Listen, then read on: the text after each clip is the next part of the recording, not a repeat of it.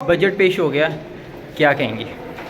بسم اللہ الرحمن الرحیم. فیضان، بجٹ جو ہے جیسے کہ آپ نے دیکھا اور جیسے میں نے پہلے کہا تھا کہ یہ گروتھ لیڈ بجٹ ہے اور اس میں اکنامک اسٹیبلٹی کا جو عنصر ہے وہ بہت واضح ہے. کیونکہ کوئی بھی بجٹ اگر جس کا ویژن نہ ہو، جس کی پروجیکشنز نہ ہوں، جو پہلے 4 سال دیتے رہے نالائق اور نااہل فسادی ٹولہ، کیونکہ ان کا مقصد ملک میں صرف فساد اور انتشار پھیلانا تھا، ملک کی معیشت کو تباہ کرنا تھا، ملک کی معیشت کو استحکام دینا نہیں تھا.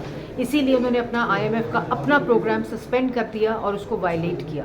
لیکن آپ نے دیکھا کہ اس کے اندر جو IT سیکٹر ہے، جو کہ نوجوان لیڈ گروتھ سیکٹر ہے، اس کو بہت زیادہ مراد دے کر اس انڈسٹری کو گروتھ کی طرف اس کی پروجیکشنز دکھائی جا رہی ہیں. اسی طرح ایگریکلچر، جو کسانوں کے لیے اور ایگریکلچر سیکٹر کے لیے پوری امپلیمنٹ سے لے کر ان پٹ سے لے کر اور کسانوں تک جو کمپلیٹ پیکج دیا جا رہا ہے، اس کا بھی تفصیل آپ کے سامنے آئی ہے. اسی طرح ایجوکیشن کے اندر جو ڈفرینٹ چیز بجٹ، نہ صرف بجٹ انکریز کیا گیا بلکہ پوری ایجوکیشن انڈسٹری کی جو انیبلنگ انوائرمنٹ ہے اس کو امپروو کرنے کے لیے جو مختص کی گئی ہیں چیزیں.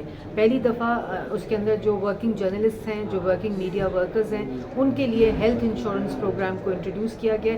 جو آرٹسٹ ہیں، آپ نے دیکھا ہوگا کہ کس طرح آرٹسٹ جو ہیں وہ اتنے ایسے لوگ جو چہرے پاکستان کے نام کے ساتھ پہچانے جاتے ہیں، وہ لوگ بھی جب ہاسپٹلز میں جاتے تھے تو ان کو ہیلتھ نہیں ملتی تھی فیسلٹی، ان کے لیے ہیلتھ انشورنس کا قیام جو ہے میں سمجھتی ہوں بہت ہی مثبت قدم ہے. اسی طرح جو اسمال میڈیم انٹرپرائزز ہیں، ان کے لونز کے اوپر جو نوجوانوں کے لیے امپورٹس کے اوپر، ایکسپورٹس کے اوپر، مطلب ایک پورا ویژن دیا گیا ہے جو کہ ایک معاشی استحکام اور انکلوسیو گروتھ کی طرف ایک روڈ میپ جو 2013 میں پاکستان مسلم لیگ نون نے دیا تھا اور 2018 میں اس کو منطقی انجام ٹارگٹ اورینٹڈ بنایا تھا. اسی طرح یہ بجٹ بھی انشاءاللہ پاکستان کا وہ روڈ میپ دوبارہ سے ریوائیو کرے گا، ریزیوم کرے گا اور پاکستان اکنامک اسٹیبلٹی اور گروتھ کی طرف جائے گا. انشاءاللہ. Thank you.